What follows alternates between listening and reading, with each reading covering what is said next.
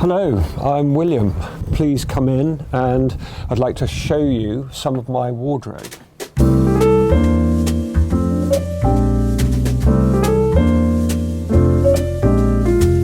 I'm William Kingswood. I'm 50 years old, so I'm from London. For the last 25 years I've lived a lot in America, and I still go back and forth between London, New York mainly, and Madrid. I do music production for a living. Recently I've been increasingly involved in more artistic ventures that bring in collaborations with people from different fields, because I feel like that's part of my emerging identity, let's say. I listen to so many different types of music and I read so many different types of books. It's mostly fiction or novels or poetry. For example, this is a book that I found by Pete Doherty, From Albion to Shangri-La. So there are a lot of non sequiturs, a lot of stuff that doesn't make linear sense. It's a very freeing way to read. You can float above the words, as it were, a little bit without grabbing hold of them. And the physical act of reading for me is like clothes. It's the feel of the book, just holding it. It's like a kind of a comfort blanket.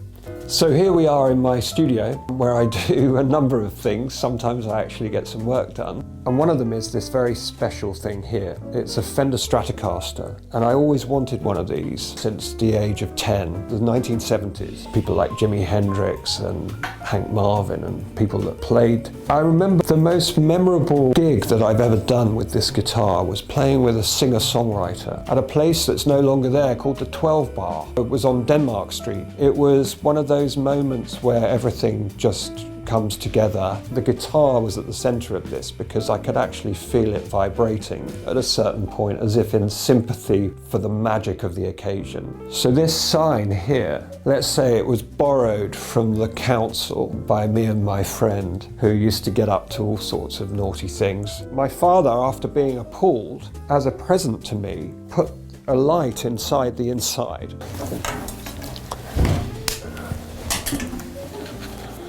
Look at that, isn't that lovely? But also this old church harmonium, I think from around the middle of the 19th century, it does actually make some sound, I think. This is mine.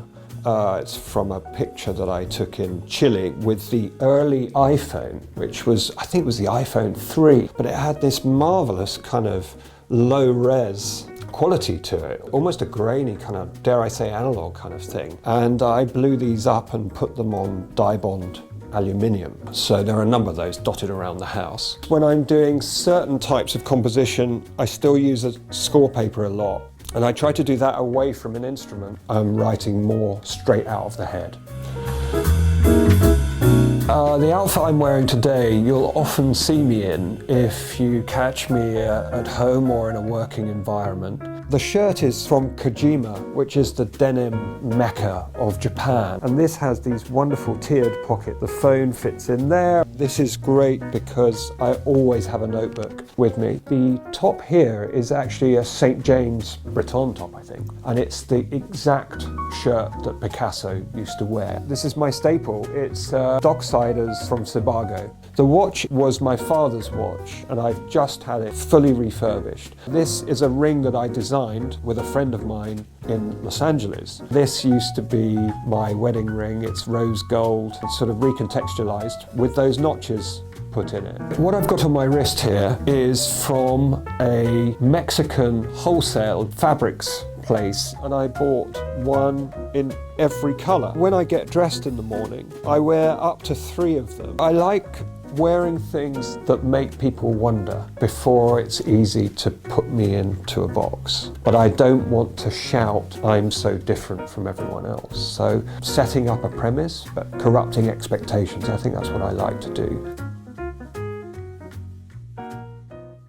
Okay, let's take a look at the wardrobe that I've assembled, and it's a coat by Nanamika. I bought it in Fred Segal in LA. It's got a Gore-Tex lining, but it's also got a goose down lining which I can actually unbutton and remove. And this was a collaboration that Jill Sander did with Uniqlo. It's incredibly light, and it's really warm. And it got some kind of a bleach mark or something on the sleeve. I put gold oil paint and it's become my customized version of this piece, which is actually, and it's a good quality jacket, Baruti. I also did it to my favorite Jack Purcell. These are two jackets I love from Barena. They make everything by hand in Venice. It's slightly bigger than maybe it should be on me. I wouldn't always be too obsessed with, the obsession with tailoring has gone too far, and you'll now see people reading the weather, you know, with these terribly tight, short jackets, that it's not flattering. I like to be relaxed when I'm wearing clothes.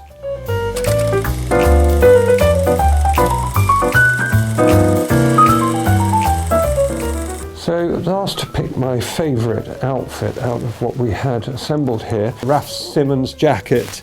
I like layers. We've got the Gilly shirt, the pink shirt, for a bit of a splash of kind of colour in there. Something I love to do, I do it very often, is the Lacoste shirt I will put underneath. Sometimes I even starch these collars here so that they remain stiff and in place. The trousers, I've gone back to slow wear. My leather boots here, a bit more alpha than I usually have, which is not very much. I have used the little bracelet thingy to coordinate a little bit with the colours I'm wearing. There was a debate about the hat, and I'm wondering whether we think this outfit is better with the hat, like this, or without the hat, like this. Here we have, oh no, it's a microphone stand. Sorry about that. This I have to talk about because my first ever trip to New York with my parents in 1987, couldn't afford any guitars, but came away with this very precious t-shirt. I've worn it loads at gigs, everything. So see how thin it is, the light shines through it. A pair of chocolate brown Prada shoes, which are supremely comfortable. It's a Burberry bag. I was never into logos, so I got my artist friend, Anne Reynolds, to customize it for me. And this is how she gave it back to me. I remember taking it into Burberry in Soho in New York, and they were like, what the hell is that? You know, and actually they really liked it. I don't often wear a tie, but I'm always looking for the excuse. So, you know, please invite me to something nice. I've got one by Romeo Gillier here, let's say 90s financial market kind of guy.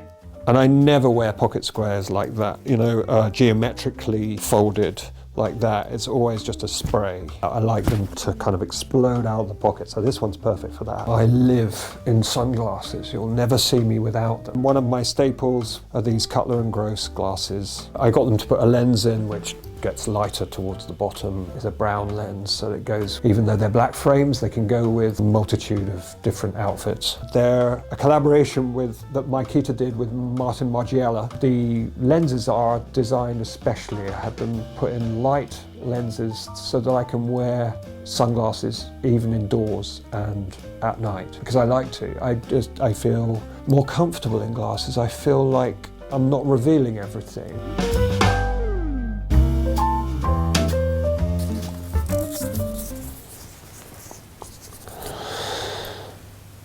Lady Gaga, fashion stylist. Wow.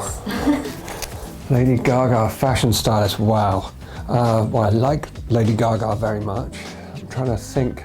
I'm going to go a bit left field with this, and I want to pick this sweater that I found in Madrid recently, and I'm going to put with it something crazy. I want to put white pants with this. Got some green shoes.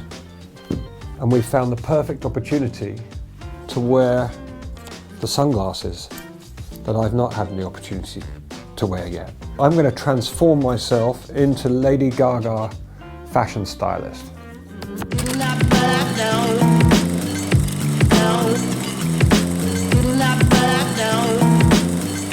So this is challenge number one. It's Lady Gaga stylist look.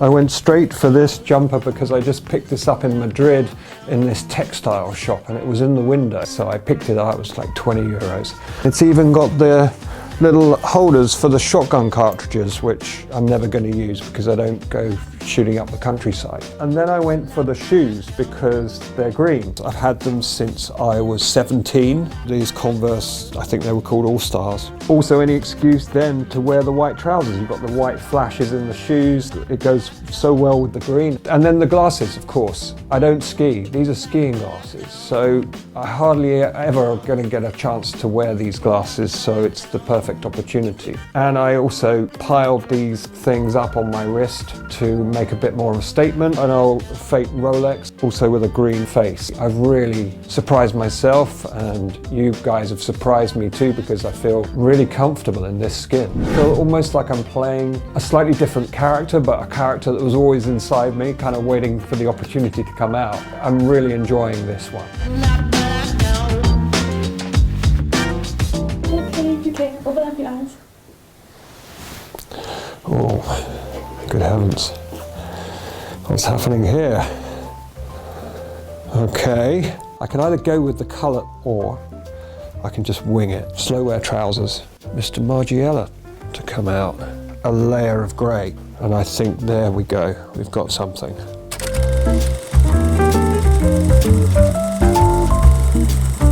So, second challenge. It's not a piece of fabric that I'm very comfortable with, I have to say.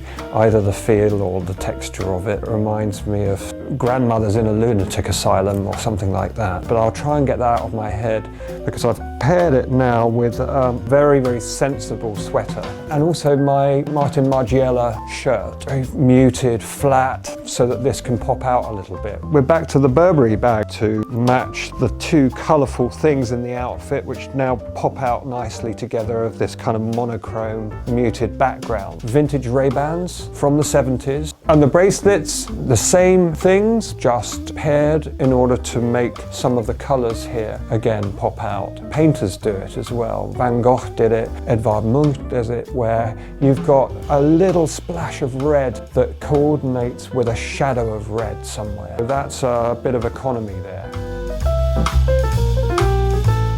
I think the whole idea of fast fashion, if I can be so opinionated, is quite repellent. It's not just a value judgment, because I can understand that people want cheap clothes. We don't have a lot of money, some of us, right? I always think of my grandparents in this context, because my grandfather bought basically 3 pairs of shoes, 3 of everything. When the soles wore out on the shoes, he'd have the soles fixed. When the shirts got a hole in them, he'd have them sewn up. The point was, you buy once. It doesn't need to be fancy brand, but it needs to be very durable and well made. As a gross generalization, I don't think clothes used to have this built-in obsolescence, this bad quality. You're going to throw them away because they'll not last you very long. My niece goes to the vintage store. She will buy a bunch of stuff and then she will repair or even customize it herself. So there are more and more sewing machines that Gen Z kids have in their